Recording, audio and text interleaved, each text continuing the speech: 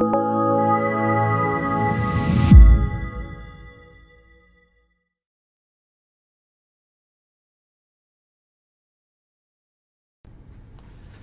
I'm Jacob Hornberger, president of the Future of Freedom Foundation, and this is this week's issue of the Libertarian Angle, the show that brings you the libertarian perspective on the burning issues of the day. And I'm joined, as I am every week, by my co-host Richard Ebeling, who is the BB&T Distinguished Professor of Ethics and Free Enterprise Leadership at the Citadel. Richard, good to see you again for another round of Libertarian Angle. Good to be here with you, with our viewers and our listeners, and listening to sort of stumble and stutter there at the beginning. I'm nervous. I'm nervous. Jacob, I used to have a terrible stutter, but years ago, as you know, I taught for a while in Ireland, and I went to Blarney Castle. I leaned back over, kissed the Blarney Stone, and ever since, I've had the gift of the gab. That's what you need to do. You need to kiss the Blarney Stone. I see. And is that how you got your wonderful sense of humor, too? Absolutely. All right, Richard, we need to get down to business here. And because we've got Veterans Day that people are celebrating, and so we really need to talk about Veterans Day. It really didn't start out as Veterans Day. It really started out as Armistice Day. And that was the commemoration of the end of World War I. And my hunch has been, ever since they changed, I learned that they changed the name, is that the reason they changed it was that they wanted people to stop thinking about what World War I had wrought. Because this really is, Richard, the root of much of what we are now suffering in terms of the national security establishment, the ever-growing military-industrial complex, the out-of-control federal spending in large part because of the military, the foreign bases overseas, the interventions, the coups, the invasions. It really goes back and is rooted in World War I. Now, we've talked about this before, but America was founded on a non-interventionist foreign policy. That was reflected by John Quincy Adams' famous speech, In Search of Monsters to Destroy, that he delivered before Congress on the 4th of July in 1821, where he said, look, this country is devoted to the proposition that we will not go abroad in search of monsters to destroy, which means we're not going to send bullets and troops and bombs to save people. Now, combined with that, interestingly enough, was a policy of open immigration that gave people sanctuary who were suffering from these monstrous conditions, tyranny, oppression, starvation, or whatever. Well, that all starts to change with the Spanish-American War, when people start arguing that for America to be great, it needed to acquire colonies like the British Empire had, and the Belgian Empire and the French Empire. But the real watershed was World War I, because here, all of a sudden, President Wilson is saying, well, it's necessary to intervene in one of Europe's forever wars, and that Wilson was going to make the world safe for democracy with U.S. intervention. Once and for all, was going to bring democracy to the world. And so, to do this, he conscripts American soldiers. I mean, it's sort of like destroying freedom to bring freedom. And he intervenes in this war. Some 30-something thousand American soldiers are killed. Germany is totally defeated, which was his objective. And in the meantime, he's over here destroying freedom at home by arresting dissidents and critics. He enacts the Espionage Act, which, of course, we're still living under as an instrument of tyranny today. But at the end of the war, you end up with the vengeful Treaty of Versailles, which then Hitler uses as his justification to justify his rise to power. And so here you have this massive intervention that gives rise to the conditions that give rise to Hitler, the Nazi regime, then the continuation of the war in the form of World War II, after which we then have to face a new official enemy, which was America's World War II partner and ally, the Soviet Union, to whom Roosevelt had delivered all of Eastern Europe and East Germany. Now we got the Cold War, massive, ever-growing military-industrial complex, the conversion of the federal government to a national security state, the CIA, the NSA, foreign interventionism, foreign bases, I mean, until where we are today, where the Cold War is no longer with us, but we've got this massive national security establishment that is out intervening everywhere around the world, torturing people, coups, invasions, wars of aggression. It really all goes back to World War I and Wilson's intervention. Richard, what do you think? Well, I can only reiterate and reinforce and maybe fill in a few more details, to which is a summary that I obviously agree with. Let us remember that prior to the First World War, as you were saying, America was not an innocent babe in the woods. It undertook a number of foreign interventions. The prominent leading one before that was the Spanish-American War, out of which we annexed Puerto Rico, the Virgin Islands, the Philippines. We basically made Cuba for many decades a virtual American protectorate. We had earlier than that proceeded to annex the Hawaiian Islands and make that a territory of the United States. And of course, we always had our hands and our ideas on a variety of South American countries. In fact, we instigated a revolution in the Isthmus of Panama, which was a province of Colombia, basically to create an artificial country that would give us the right to build and the jurisdiction, the territorial jurisdiction, to oversee the Panama Canal. That was done by Theodore Roosevelt. So, of course, we were not babes in the wood. But it is the case, as you were saying, that in general, compared to most European governments and their histories, the philosophy of America was to follow a relatively non-interventionist foreign policy. We did not see ourselves as a military or political crusader to liberate others from tyranny. We wished them well. Americans sometimes went and volunteered and fought in those causes on their own. But it was not considered the duty or the responsibility of the U.S. government to militarily intervene in other lands at the expense of tax dollars and the lives of American military personnel. That changed with the First World War, as you were saying. Woodrow Wilson, who had been a professor at Princeton University, he'd been the president of Princeton, he had a different view of the role of the government. He had that progressive view that government needed to be a paternalistic organizer, overseer, and planner of much that goes on in American society.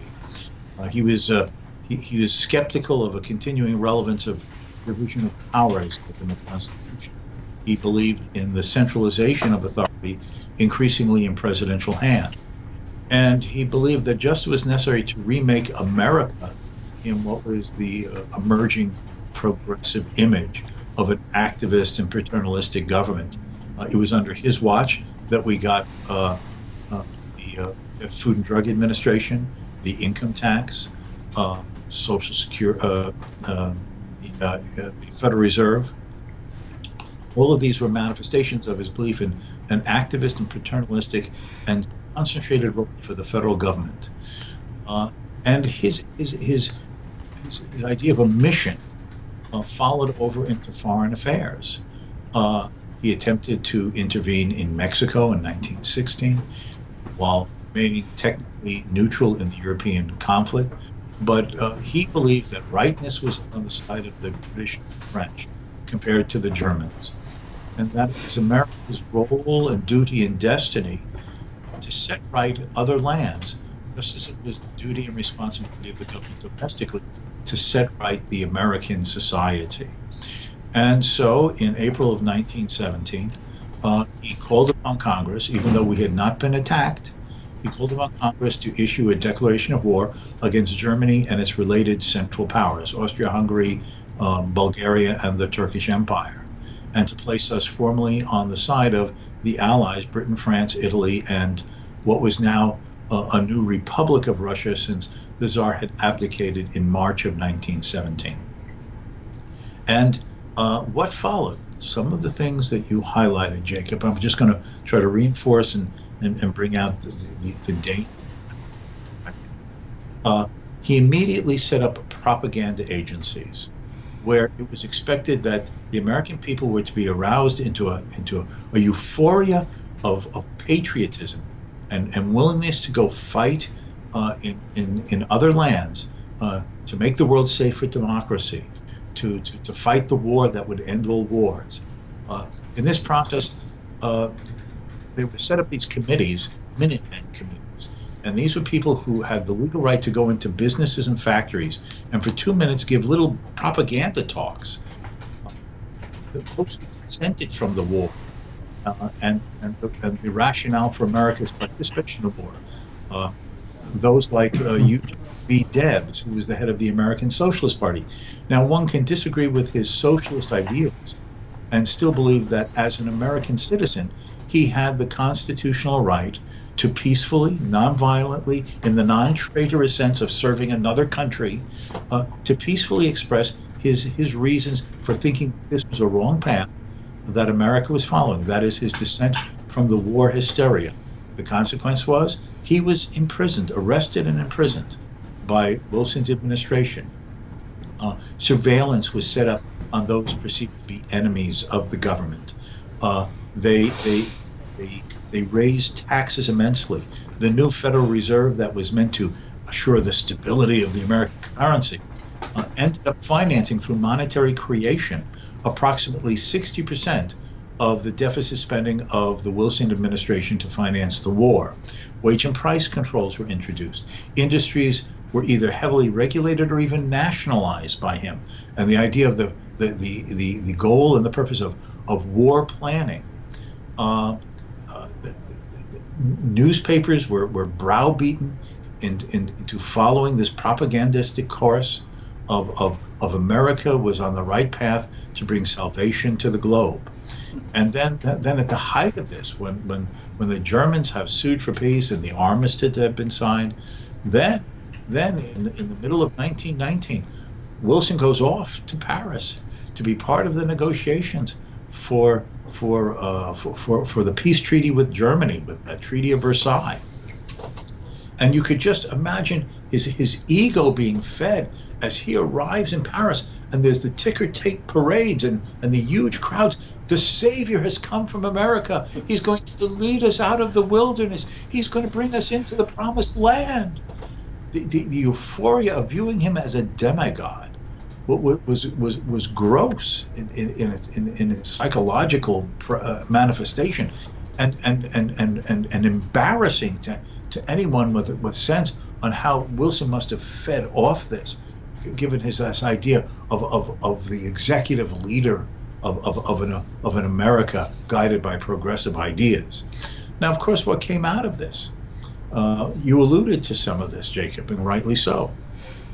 The peace treaty was an attempt for revenge. It wasn't the promises of Wilson's 14 points, an honorable peace, malice towards none, with that image of Lincoln's, phrasing, in the Gettysburg Address. No, immediately the British and the French were vengeful, and Wilson being actually not having none of the ability to be a master and a player in the global politics of the real old world, just basically gave into virtually everything that the British and the French wanted, where the Germans were presented with a treaty of humiliation. Now, you can make the case, and historians have argued, well, who started the war? What was the responsibility of the war? If the Germans had won, what were their war aims? But the idea is that if peace was to be restored, if peace was to be maintainable, if Europe was to become a common community of nations again, similar to that which had preceded 1914, with relatively wide range of personal freedom, free enterprise, rule of law, international commerce and investment, if that type of environment was going to be restored again, a treaty of vengeance was going to make that impossible. The Germans were declared to be the single aggressor causing the war. They had a huge reparations imposed upon them that if that had been fully implemented and had remained into effect, the Germans were supposed to be continuing to pay off their World War I debt until 1967. They were stripped of territories. Wilson talked about national self-determination. There should be plebiscites to decide whether people want to stay in their current nation state, form their own nation state, join another nation state, national self-determination through plebiscites, through elections. And instead, Germany was stripped of territory where huge percentages of the population, often majorities, were German. All of this created the seeds for another war, another conflict. And in fact, rather than democracy, what followed? If I could just continue with this, Jacob, because the story of this is profoundly important. Okay, 1917, the Bolshevik Revolution in the middle of the war, and the establishment of communism.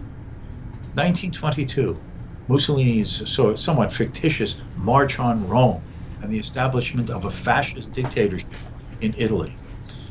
The illusion of return to normalcy of the 1920s and the collapse into the Great Depression, that not only sets the entree for the presidency of Franklin Roosevelt and his New Deal, but the coming of power of Adolf Hitler, which, as you were saying, Jacob, he rode to power by promising the Germans that he would get them out of the Depression, he would restore prosperity, create jobs, make Germany great again, and overthrow what?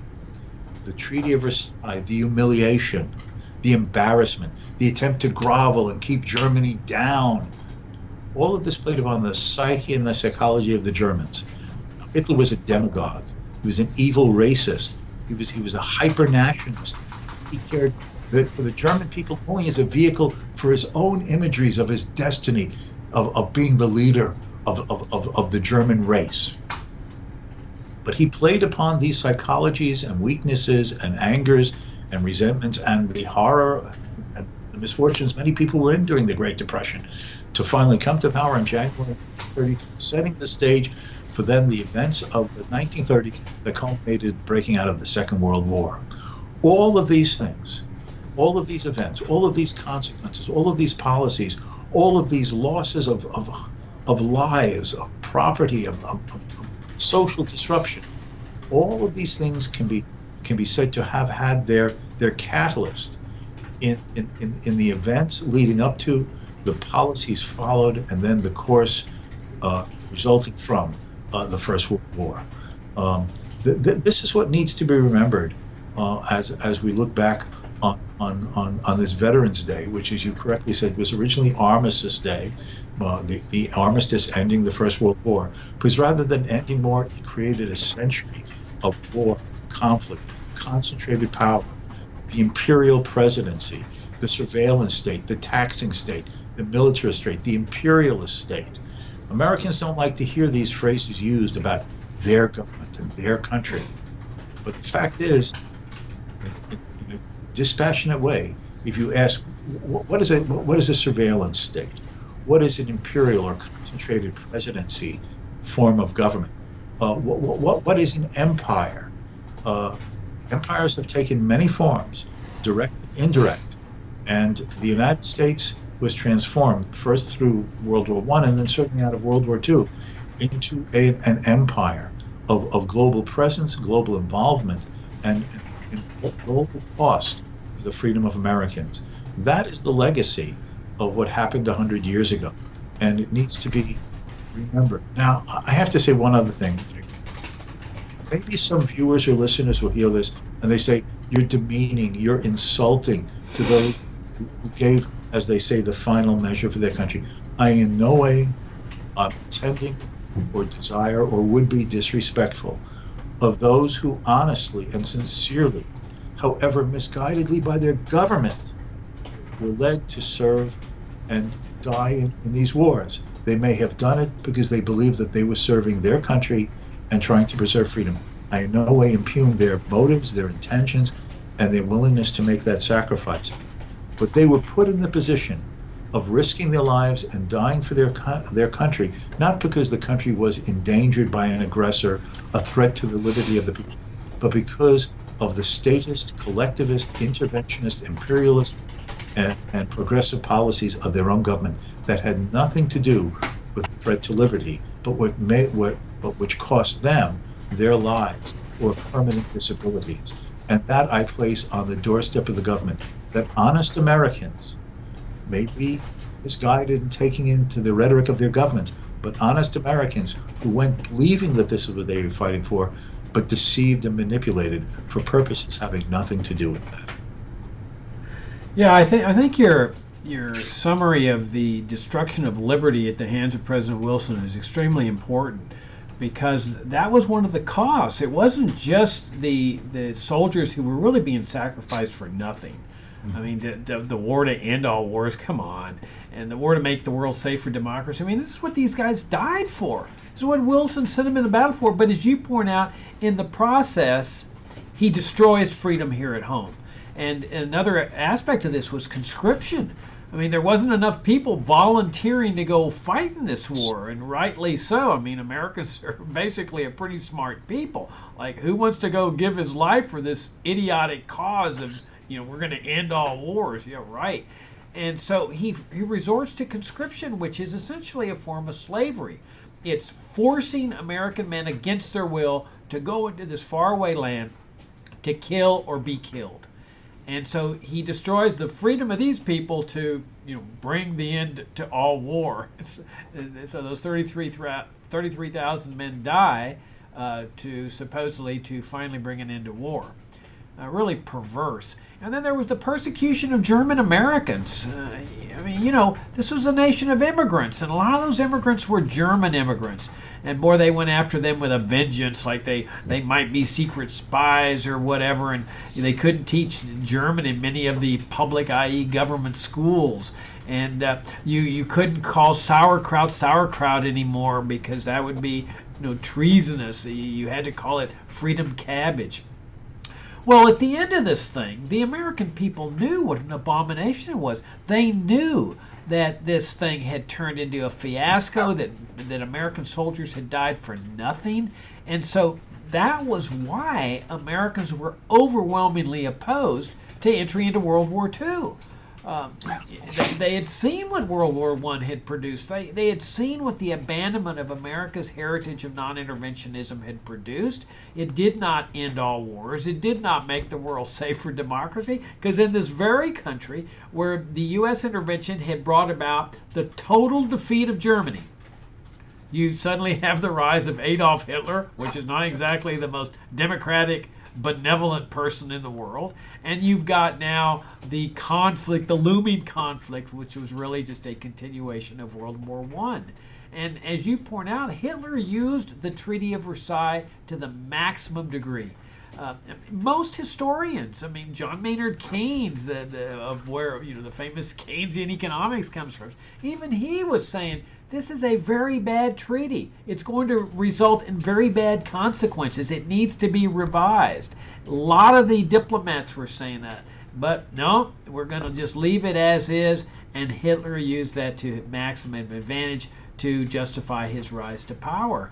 And so Franklin Roosevelt, when he's faced with this overwhelming opposition of the American people into another war in Europe, realizes that he can't get a declaration of war, and this was when presidents were still complying with that particular constitutional provision. So he figures out, well, I'm going to feed into this. When he's running for re-election in 1940, he tells the American people, I have said it again and again and again, I will never send your boys into foreign wars.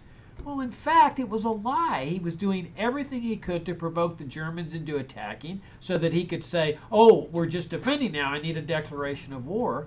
When the Germans didn't take the bait, he goes over to the Pacific, trying to get the Japanese to attack as a back door to war in Europe, and he succeeds there with his oil embargo on the Japanese, his humiliating demands on the Japanese, the troops, the naval forces that had been conveniently situated at Pearl Harbor as bait for the Japanese, and so he gets America embroiled into the war. And Roosevelt advocates now justify his lying and saying, well, it's a good thing he did lie because he knew better.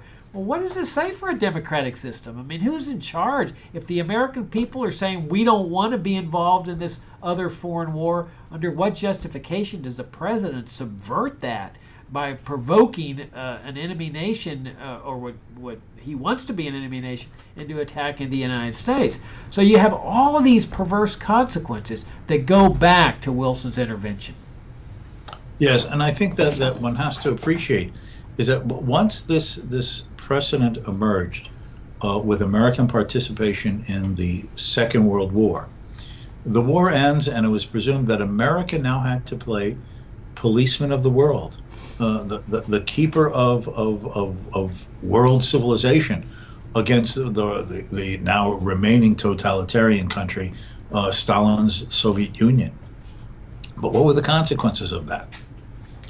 A permanent garrison state, in the sense of a huge military, troops stationed in the thousands around the world, in dozens upon dozens of foreign bases, America taxes being used to politically, economically, militarily intervene, subvert, manipulate, control the affairs of other nations, the support for dictators and tyrants, merely because they put themselves on our side against that of the Soviet Union.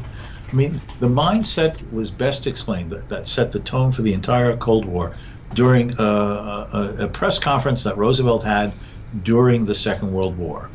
A reporter, he would be in the Oval Office with a handful of reporters, and one of the reporters asked him something to the effect that, well, President Roosevelt, why is it that we oppose a dictator like Hitler, but we support someone like Trujillo, the dictator in the Dominican Republic? To which Roosevelt supposedly replied with his cigarette holder, positioned in his mouth, Trujillo may be a dictator, he may be a fascist, but he's our fascist. And you see, that's the mindset, right? Doesn't matter how despicable, tyrannical, how manipulative the individual was, as long as he's on our side of the imperial fence as opposed to the enemy country, then in many cases, if not most cases, anything we're committed, we'd supply military equipment, surveillance equipment, policing equipment, and these things would be used by those governments and the agents of those governments to arrest, torture, interrogate, kill their own citizens, having nothing to do with the conflict between freedom and communism around the globe, but rather just the means to enable a local tyrant and dictator to maintain his power by using the tools that we had given him to suppress and brutalize his own people. We overthrew governments. We installed governments. We acquiesced or even gave our winks for assassinations of foreign leaders. We certainly tried to influence elections. This is the hypocrisy, Jacob, the hypocrisy. The Russians, they put up some fake sites on Facebook. They tried to influence Americans to not love Hillary. Oh, no. How many governments did we overthrow? How many foreign magazines or writers did we fund and subsidize clandestinely? How many guerrilla forces or military armed forces did we give the wink at and the support to overthrow their own government? All because it fit into the pattern of the Cold War and America against them. Yeah, this is the problem when a country has no historical memory, Jacob. I mean, this is the entire track record of the United States for the last over 75 years. The manipulator, the intervener, the controller, the violator of the legitimate civil rights and elections in other countries, and then we're suddenly shocked that the Russians have put a few things on Facebook. Oh no, it's the end of the American tradition of free democracy. Oh my God. The Russians have even had, assuming that everything they're accused of is true, they haven't done 1,000th of what America has done over the last 75 years in attempting to put its nose into the business of multitudes of other countries and peoples around the world. The hypocrisy, the lies, talk about fake news. It's just, I can't even put it into words anymore, Jacob. That it's such an exasperating anger about this. Well, don't take this the wrong way, Richard, but I have absolutely no doubts that the Russians influenced your vote, given given how mushy your mind is when it comes to political and economic issues. So, if only I would take a stand on something. I'm such a middle of the road wallflower. It's so tragic. Right. In fact, that's what I question is like, why are the American people so susceptible to Russian propaganda? And my explanation is it's public schooling. I mean, everybody goes to public schools, and by the time they end up, their minds are mush. The regimentation, the memorization, the obedience to orders. So that's what makes them so susceptible to Russian propaganda and indoctrination on Facebook. But, Richard, the perversity also goes back during World War II, because here the U.S. government was partnering with Stalin, the communists. That was their official partner, which didn't have to be done. I mean, they could have fought the war independently. In fact, I often wonder that if they'd partnered with Stalin against Hitler, would the propaganda be different? Would it be say, well, we had to take a stand against, no, I mean, if they'd partnered with Hitler against Stalin, would they have said, well, we had to do this to stop the communist menace? Because what they end up doing is they take Hitler's enemy, which was Stalin, and as soon as the war is over, they convert Hitler's enemy into their enemy.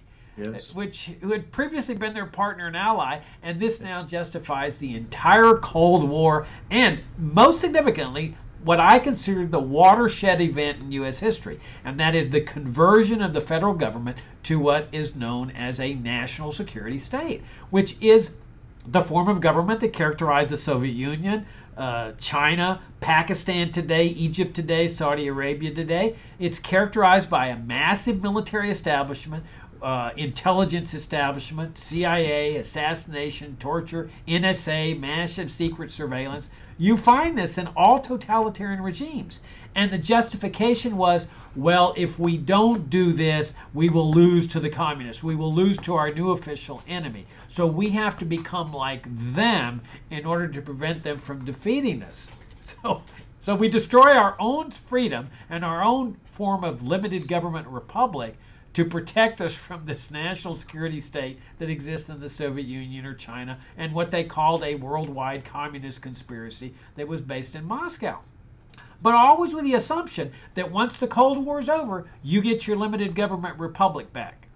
Well, the Cold War did end in 1989, and did we get our republic back? Oh, no. You see, now it's all terrorism as a direct result of interventions in the Middle East, including the Persian Gulf War. And then, of course, come the blowback from all this, the attack in 93 on the World Trade Center, the subsequent attack in 2001, and then, as you point out, all the regime change operations that stretch all the way back to 53 with Iran. I mean, that's the root of the Iran crisis today. It was that regime change operation. Guatemala, Chile, Cuba, Iraq, assassinations, torture. I mean, this is what we've ended up with. And you know what the real shame of it is? That so many Americans consider that all this is freedom, that all this is democracy. I mean, it's really perverse, Richard. Well, I think that this goes to a thing that you were saying. I know partly sarcastically, partly true, that public education making American minds mush. But the fact is, we need to not discount or downplay the impact of the effect of government, the public government education, on molding the minds of citizens. There is a reason why governments nationalize the educational process. I know they talk about, well, a democracy requires all citizens to be literate and informed to make judicial citizen decisions in their right to be free voters in a democracy. All right, fine. But the fact is that they use this as a means of indoctrination. Now, there are fights and battles over it. And the content of what's viewed as the party line, even in a democracy, that is what's in the history books, how civics are taught, may vary as times change and views change. But there is a party line as you learn history in American public educational textbooks, history, government, political science. There are these, they're sort of the official line. And that becomes the context in which people learn, well, America is good. America has always done the right thing. Oh, there's occasionally been a bad or corrupt president. Oh, there's the Ulysses S. Grants in the world, right? His corruption in the Indian reservations. And there's a Warren G. Harding who was just sort of a bumbling person who covered over the corruptions and scandals of his era and so on and so forth. Teapot Dome in the 20s. But the fact is, basically, except for a handful of exceptions, every American president has done good. He served the advancement and the betterment of the country. And that's what democracy is about. And that's what makes America a wonderful land. And therefore, given these views, you are supposed to support it and do what is the necessary calling to preserve and extend it and to fight its good wars. Now, I don't want to pick just on our country. You could go to Germany, you could go to France, you could certainly go to Russia or China. And there too, they have even more, far more than us, particularly in Russia and China, totalitarian educational systems in which there is nothing except what the government really wants you to hear. There's no alternative outlets for news or information. But the attitude is the same. You're molding your citizens. You're molding your citizens to view your country in a positive light so that they will feel proud to be a citizen of that country and to serve that country when its government calls upon him or her to do so. They create nationalism and patriotism. And I'm using both of these terms in the most negative context at this moment, to be the cannon fodder and the taxpayers to serve their purposes. Yeah, they produce what we might call good little citizens. The ones I just want to, before we depart, I want to make sure the readers are reminded about our book, Jacob, The Failure of Americans' Foreign Wars. That's one of our books that we published in the 1990s.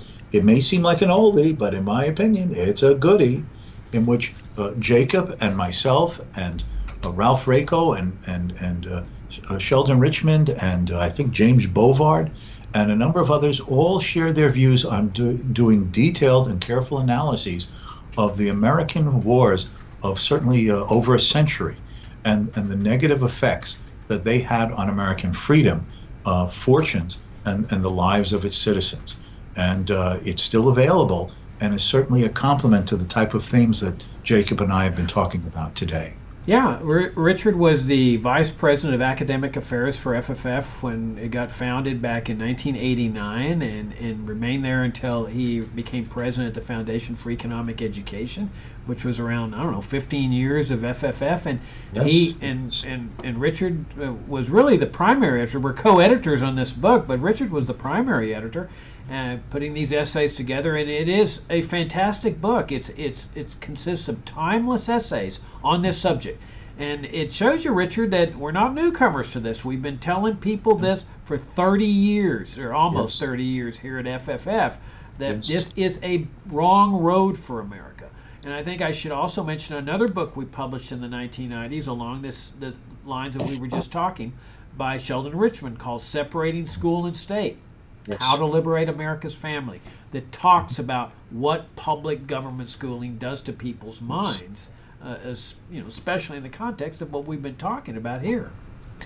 Well, yeah, and particularly since we're sort of pushing this, and if we can toot our own horn, if you'll allow me, there was this other book that we put out. Yeah. Now, that was great. We came out with that after the 9/11 and the War on Terrorism, which came out shortly after 9/11, and then around the time of the Iraq War of 2003, in which we challenged the presumptions and attitudes and propaganda that the government was feeding the American people about, we need to invade Afghanistan, we need to invade Iraq, all of which have become among the major military and political disasters of 100 years of American foreign policy. Yeah, and Richard, as you'll recall, we were getting attacked mercilessly during that period of time after the 9/11 attacks, and we were saying, Oh, yes. this is blowback from U.S. foreign policy. We told you this was going to happen, and we did. We were talking about this before the 9/11 attacks, Absolutely. that U.S. foreign policy in the Middle East was going to produce terrorism on American soil. And it didn't take a rocket scientist to say it. I mean, it had already happened in the '93 attack on the World Trade Center. Yes. But we were getting attacked for this, massive donations, cancellations, and stuff. But I think we've been proven right that this is a bad road for America. We need to return to founding principles of non-intervention and a limited government republic. Yes. So we're out of time. On that note, Richard, we need to hang it up for the week, and look forward to talking to you next week. Till next time, and let me, as I tried to do always, thank the viewers and listeners for sharing a little bit of their time with us. Yep, thanks for tuning in, and thanks for your great support, and come and visit us for more at fff.org, and we'll see you all next week.